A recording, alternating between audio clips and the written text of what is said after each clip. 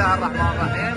الحمد لله والشكر بعد موسمين انا خبر الناشئات مع نادي الخالديه، حصلت علينا على دوري وكاس السوبر، وان شاء الله اطمح للمزيد الى دوري وكاس السوبر ان شاء الله والاسيويه، ونتمنى التوفيق ان شاء الله للجميع.